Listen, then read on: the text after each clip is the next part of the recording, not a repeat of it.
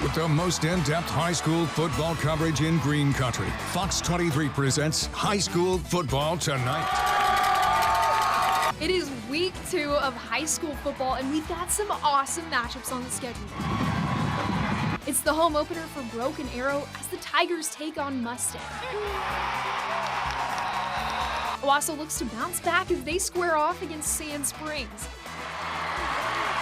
And of course, the big one, Jinx versus Union in this year's Backyard Bowl, our Fox 23 game of the week. Because high school football tonight starts right now. You're watching high school football tonight on Fox 23. Go! Welcome everybody to High School Football Tonight. I'm Kaylee Carnine. He's Nathan Thompson helping us out tonight as Spencer Tillis has the night off. Nathan, our special guest, it's nice to have you back in sports. An exclusive one-night performance. Hopefully it's like riding a bike. And what a night to return. Backyard Bowl night and some other great matchups as well. It's going to be fun. No, that's exactly right. The Backyard Bowl, Jinx taking on Union. It's one of the best rivalries in the country. And every year, this is the game people look forward to. And Fox 23's Paige Orr is getting her first taste covering the Backyard Bowl for us. She joins us live from Allen Trimble Stadium. Paige, Jinx, Union's always a special night, and we have a chance at some pretty cool history, too. Good evening, guys.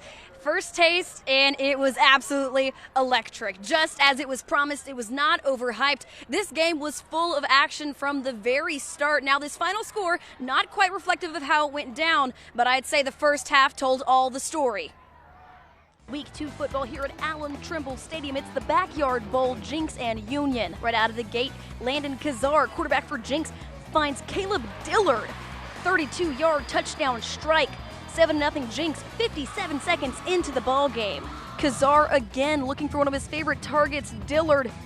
He gets it. Dillard starts to take off, but Union force fumble. Ian Castellanos picked up by number 15, Gary Heckert. 6:09 left in the first quarter, still Jinx 7-0. On the very next play, Union tries to find something through the air, but they find Ace Gillum. Trojan comes down with it. He takes it all the way back to the house. Pick 6. 5:58 left in the first quarter. Missed extra point, 13-0 Jinx. Union trying it through the air again. This time, it's Jinx Clark Carricker getting in on the fun. An interception for him. 3:27 left in the first quarter. Still 13-0 Jinx. The student section is absolutely loving it. Speaking of loving it, KD Jones, how about this? Spin move, breaks a tackle, hurdle, finding his way into the end zone. That's a 63-yard touchdown run. 3:15 left in the first quarter, and with that, he's in the end zone and he is in the history books, surpassing his father's record, wearing his father's number tonight. It's 4th and 11. Kazar says, why not? Let it fly. He finds Braxton Daniel, 27-yard touchdown, 9:39 left in the second quarter. Jinx had 3 interceptions in the first quarter, and at the half, it's Jinx 34-0.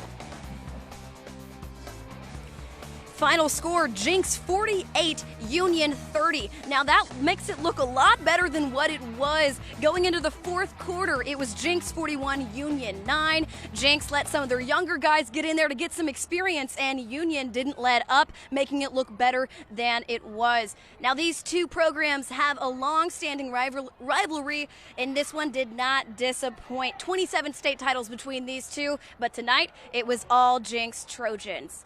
Here at Allen Trimble Stadium in Jinx, covering sports that matter. Paige Orr, back to you guys at the desk. All right, thank you, Paige. What a cool night it had to be for KD Jones as well. So Passing his awesome. father on the list there for rushing yards for a Trojan running back. It's in the DNA. You know, it was a tough loss last week for Booker T as they came up short on the road over at Del City. So the big question was, how were the Hornets going to respond tonight when they faced off against Central? Booker T's stands were bumping first quarter, and take a look at this play action. Levi Brooks looking downfield. Kenyon Farley dusts off a defender and hauls it in for the 28-yard touchdown. Booker T up 7-0. Still first quarter, Levi Brooks looking for a wide open Max Houston. Houston giving him problems, extending the Hornets lead to 14-0. Massive jump. Yes, here we go. Second quarter, the Hornets stinging on the ground this time. Micah Washington, Booker T ball, running back Micah Washington walks into the end zone, and Booker T starts to pull away. A complete shutout, 51-0 Booker T.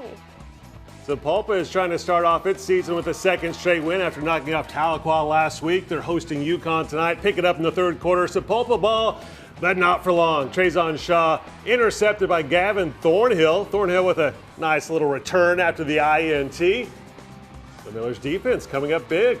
It's a good night for Yukon. Prince Shelburne dives into the painted grass to put the Millers up 27-0, and Yukon is not done scoring. Wyatt Jones, he goes deep. Nice catch by Zayden Khalil. 41-yard touchdown. This one all Yukon. Sapulpa loses 40-0. Dang.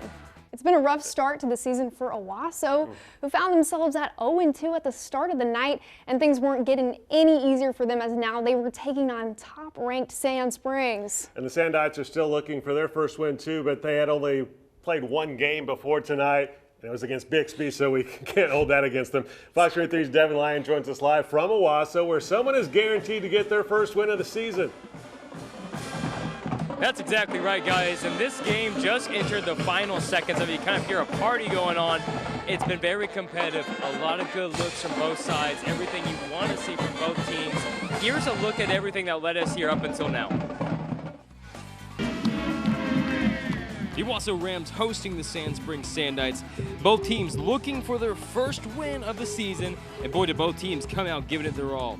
Owasso pinned down deep here early in the first quarter. Number 6, Drew Frankenfield with a quick pass here to number 4, Julius Wilson. And check this out, he just unhitches the trailer, taking it all the way to the house for your 70-yard touchdown. Owasso up by 7. Sandites getting in their rhythm here defensively, forcing the fumble on the Owasso handoff. That sets them up deep in Rams territory here. Number 6, Easton Webb, quick pass to number 24, Kendall Page, and just a tough run here, rumbling into the end zone. Sand Springs ties it up at 7. Owasso would take the lead again in the second quarter with a very long drive, wrapping it up here with Frankenfield taking it under center. Touchdown! Owasso up by 7 again. The Rams would find the end zone once more in the second quarter. Sand Springs would close out the half with a field goal. Owasso leads at half, 21-10 over Sand Springs. And it would be all Owasso for almost the entirety of the second half. It just wrapped up. Owasso won the game over the Sandites 45-17. Now, both of these teams are expecting home games next week. Sandites will travel back home to host Bishop Kelly, and Owasso will stay here as they host the Union Redhawks next week. I'm going to send it back to you guys at the desk. Thanks, Devin. Well, after back-to-back trips to the state championship, it's been kind of a slow start to the season for Muskogee, who are 0-2 headed into tonight's matchup with Bentonville West.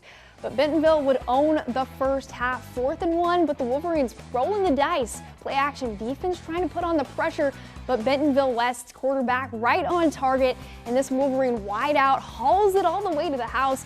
The first play in the first quarter, a 70-yard touchdown pass makes it 14-0. Second quarter now, Muskogee down 28-0, and the Wolverines looking deep again, but Kenyon Goodson makes a great read and swoops in for the interception. He takes this one all the way to the 24-yard line. Defense trying to spark the offense, but on the very next play, the ball is stripped, and Bentonville West pounces on the fumble. Just a rough night for the Roughers as they drop this one 41-7 the final. Class 3A number 1 Lincoln Christian puts its 30-game win streak on the line on the road at Arkansas powerhouse Shiloh Christian. First quarter, things looking good for the Bulldogs. CJ Wright goes 21 yards for the first score of the ball game. Lincoln takes an early 7-0 lead. Second quarter, same score, but not for long. Carter Rickey keeps it himself. That quarterback is tough to tackle. 16-yard score, 14-0 Bulldogs, but Lincoln actually down 3 at the half. Third quarter, Rickey runs it again. Same result. This time, the TD run goes 15 yards. Lincoln Christian goes on top. This one, there's only seconds left in the game, but it looks like Lincoln Christian is going to get the victory, up 41-33, under 10 seconds left on the clock. Wow, what a game. It's the time for our first commercial break, but coming up next, we head over to Broken Arrow, where it was the home opener tonight for the Tigers as they took on Mustang. Keep it right here. You're watching high school football tonight on FOX23.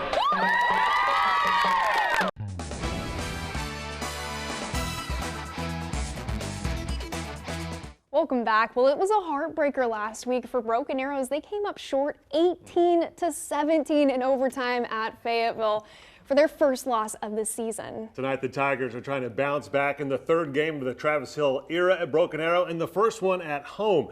BA hosting Mustang. Fox 23's Ian Nickel joins us live from Memorial Stadium in Broken Arrow. Ian, a big-time showdown for the Tigers against Mustang. Absolutely. It's a battle of the west side and the east side in the third game of the Travis Hill era, like you said, and the Tigers bounce back. It's a battle of east versus west as the Broken Arrow Tigers host the Mustang Broncos after that heartbreaker in Fayetteville. After the Broncos scored first, it was Octavian Roberson rumbling, rocking, rolling all the way to the end zone for the big rush to tie this game up. And there's head coach Travis Hill, his first home game as head coach of the Broken Arrow Tigers. Next play, Donaldson looking for his man, and it's grabbed by Gillespie for the interception. And that's a big one as Broken Arrow would continue the scoring. First play of the second quarter, Titan Hicks hitches his wagon and takes in himself to make this game 14-7. Deep in the second quarter, Setsimba to Samaje Stanford for the touchdown as he pulls the defender with him to make it a 21-7 lead for the Tigers.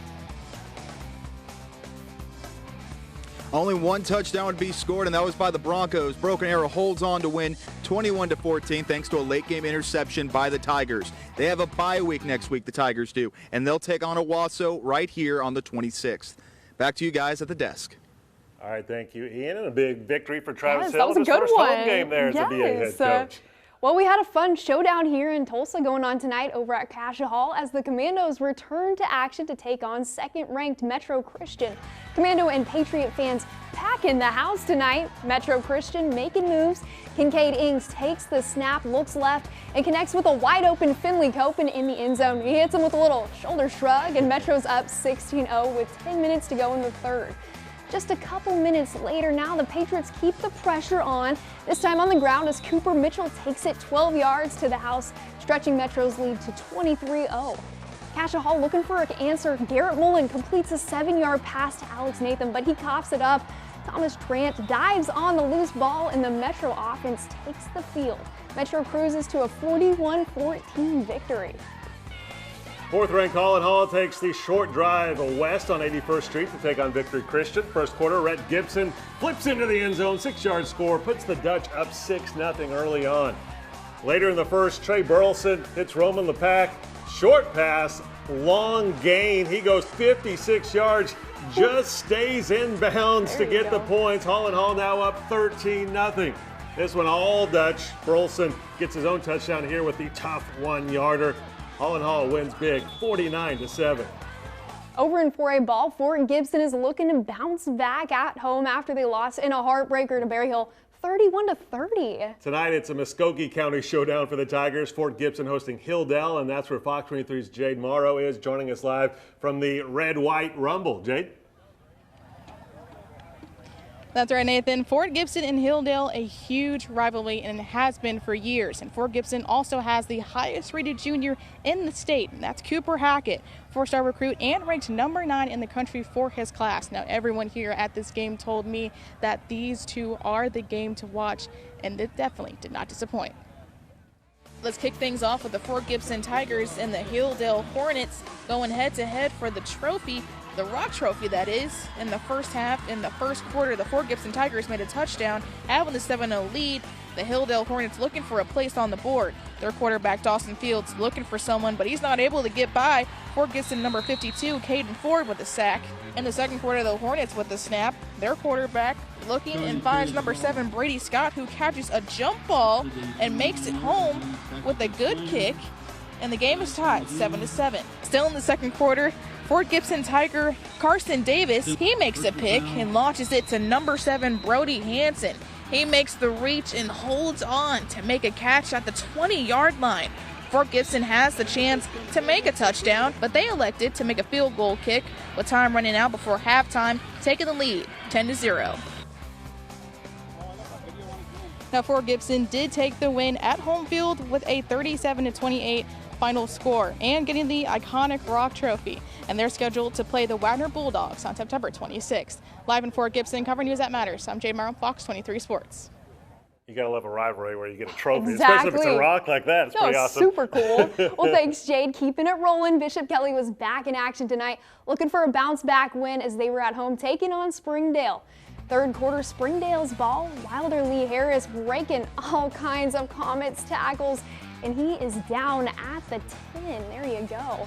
Very next play, Carson Hayter takes it himself and runs it in, catching up to the Comets 17-14. Kelly leads. Fourth quarter now, Kelly's defense doing some damage. Okay, Eckett Jackson comes away with the sack, and Kelly comes away with the win, 24-14 the final. We have a small school showdown in Kiefer. 10th ranked Trojans hosting number 2 Vian. There's the king and queen, Canyon Burgess and Paisley Shanks. First quarter, Vian gets on the scoreboard. Mason Wright into the end zone. Vian is ranked number 2 in the state for a reason, after all.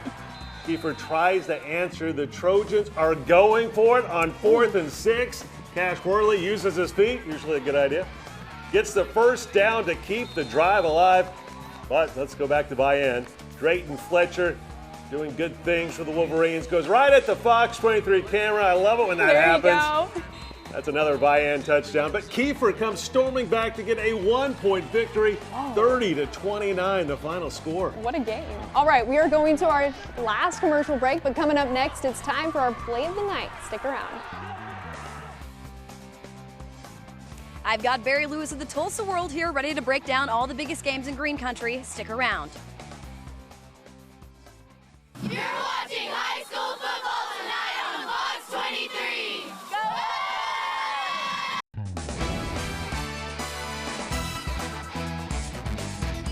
Welcome back to Football Friday Night. It has already been an action-packed night, and now we're going to take things back to the big game of the week, the Backyard Bowl. And Fox 23's Paige Orr joins us again for the Fox 23 Game of the Week, where she's joined by one of my favorites, the Tulsa World's Barry Lewis. That's right, Nathan Thompson. Barry Lewis is becoming one of my favorites, too, and we've got him here tonight. Allen Trimble Stadium, Backyard Bowl. What'd you think, Barry? Well, in the Backyard Bowl, it's always expect the unexpected, and although I expected Jenks to win, I didn't expect Jenks to be ahead 34-0 at halftime. That was a new one, and out of all the Backyard Bowls I've seen, I haven't seen a team lead by 34 at halftime. But give credit to Union, because it would have been easy to pack it in at that point, and they played hard in the second half and made the final score at least respectable at 48-30. That's right. I know. Going into the fourth quarter, 41-9, if I'm not mistaken, and that was a big difference from our final score. Let's touch on Katie Jones, wearing his father's number tonight, and he surpasses his dad on the Jenks all-time rushing list. What did that look like to you? Yes, that was pretty special, and he had a couple of really special touchdown runs. All those spin moves on that 64-yard run. In the hurdle? Woo! Incredible. That was really doing it in style as far as passing his dad on Jenks' all-time rushing list. Yeah, totally. Okay, let's go over to another game that happened in Green Country. Let's talk about Broken Arrow and Mustang. Yes, a huge win for Broken Arrow, even though Mustang's starting quarterback was out, but still a huge win for Broken Arrow. Moving forward, that should give them a lot of momentum. I think that was sort of a pivotal game last year when they lost by 1 point to Mustang, and so maybe that will have the reverse effect this year and give them a lot of momentum as they start district play. I love it. Speaking of momentum, let's hit on Lincoln Christian and Shiloh Christian real quick. Lincoln Christian, what a comeback win at Shiloh. That's a huge game for Lincoln, and this is probably their toughest test in the regular season. So it looks like Shiloh was the last team to beat them in the regular season. Woo! Well, fun week of not college football, high school football. Sometimes it feels like college. These kids are so talented. Thank you so much, Barry, for joining me. We're going to send it back to you guys at the station. Yeah, they are very talented. So it's almost like college. Some of them will be playing in college, like Katie Jones, who is committed to Oklahoma State, and his dad, of course, played at OU. And speaking of Katie Jones, it's time for our big finish, our play of the week. And for mine, of course, we had to go to this man right here, the man of the night, Katie Jones, in the game of the night. in the Backyard Bowl. He only needed 17 yards to move into 8th for the Jinx all-time rushing list, passing none other than his dad, Kewan Jones. And it's on the 25-year anniversary when Kewan scored that legendary last-second touchdown to beat Union in the Backyard Bowl. And here you go, 63 yards. Speed is just in the DNA. No doubt about that. And for my play of the night, we're going to Victory Christian, but it's Holland Hall with the big play in this one. Trey Burleson hits Roman Lepak. And look at Lepak go, showing off those tiptoeing skills down the sideline. Ooh. That is a 56-yard touchdown. Not real sure how he stayed in bound right there, but he sure did it. So it was a big play for the Dutch and a big win for Holland Hall as well. 49-7, the final score. And what a night we had of high school football. Hey, what stands out for you tonight?